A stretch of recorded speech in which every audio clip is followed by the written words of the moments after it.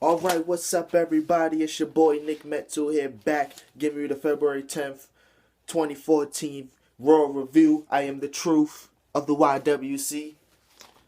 First off, solid show. This show was decent. And sometimes, in some areas, it was great. So let's get right into it. First thing, you get Betty White coming out. She was the special guest host. And then you have Triple H kind of off, and him and Stephanie go to the ring. They talked about how Bryan won the match, so they're going to reconsider him as the face. And then they just play it off and say that everybody else in the chamber, they reconsidered him too. So it's not like Daniel Bryan, they was going straight for him. And then Daniel Bryan comes out over again. I was about to say the LA crowd, great tonight. LA crowd was great. They get to talking. I forgot what he said. He was like, it was a nice match and stuff. And then he'd say, Daniel Bryan, since you've been working so hard, we're gonna give you a night off. The crowd goes no. And then we get our first match. We got the Wyatts taking on Rey Mysterio and the Rhodes Brothers. It was decent action in this match. It was good back and forth. Rey Mysterio was doing his thing. He was in front of his home crowd. The finish of the match was pretty awesome. Rey Mysterio, he had Harper. He said send up for the 619. But Bray Wyatt did a blind tag, so he ran in and he caught Rey Mysterio and did the Sister Abigail. That was pretty dope. That's the first time in the ring, because he did that Daniel Bryan and the Royal Rumble. He caught him, but he was coming off the top rope. Not like when Rey Mysterio was running. He ran and he killed him with the Sister Abigail. So that was a pretty good finish. That was a good my all for him. Next thing we have a Shield promo. I was tweeting, so I didn't catch. I caught like the last bit, and Ambrose. Then he said he was gonna issue a U.S. title, so there's gonna be a challenge later tonight. Then we got Fandango, who beat Santino. At least Fandango won. And then you get Sheamus and Christian versus We the People. Great match. This probably was the best match of the night. This match was great. The wrestlers fed off the crowd. The crowd was feeding off the wrestlers with the one. When Sheamus was doing the bro punch with 1, 2, they did the swing. The crowd was excellent during this match. That was a great match. That's probably one of the better matches we had on Raw in 2014. Sheamus and Christian picked up the victory. Sheamus kicks Jack Swagger for the 1, 2, 3. So Jack Swagger's Jack Swagger's burial continues while Antonio Cesaro's push. So real Americans going two different ways. I hope Zeb Coulter sticks with Antonio Cesaro after they do whatever with Jack Swagger. And next thing up, we have Dolph Ziggler. Dolph Ziggler versus Alberto Del Rio, who had his old theme back tonight, but Dolph Ziggler got buried. Woo! That boy got buried.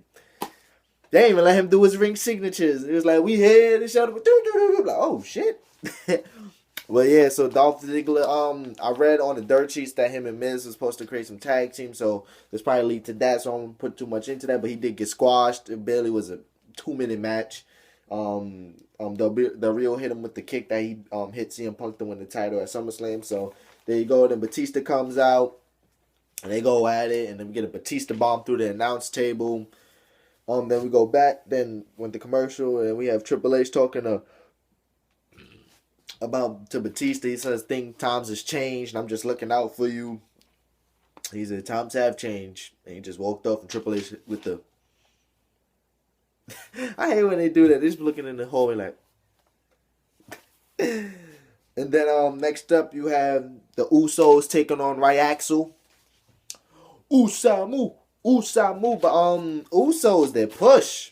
Usos getting pushed. I don't know why people was bitching about New Age Outlaws winning the tag titles. It was just for them to have just one more spot, but then to give rub to the Usos. So I don't know why people was bitching. This is why internet marks can't have shit, because they always bitching. They just don't see the long time picture. But yeah, so Usos, they beat Ryaxel. Then you have the United States title challenge. Ambrose comes out. He says, I face anybody in the locker room. People thought it was Roman Reigns, but why would Roman Reigns have a match with Dean Ambrose before the Elimination Chamber? Have to stay on the same page. Again, international wrestling marks. Don't know what they're talking about. But it was Mark Henry. Mark Henry came back. Mark Henry, he looked alright. We're getting to the last little bit of Henry left. He got another year or two left in him. It's the last little bit of Henry. he had, I forgot what move he had Dean Ambrose in, but Seth Rollins comes in to make the save, so he gets DQ'd. So Dean Ambrose wins, and so they're like, let's look at the replay and stuff. I heard that. That's like, all right, let's go. But as soon as they hopped over the barricade, it was the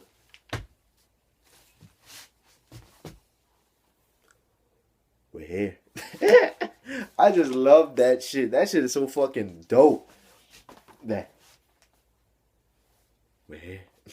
But yeah, so we have the Wyatts coming out. So this was, I have to recommend, everybody should recommend, the Wyatts and Shield build-up has been phenomenal.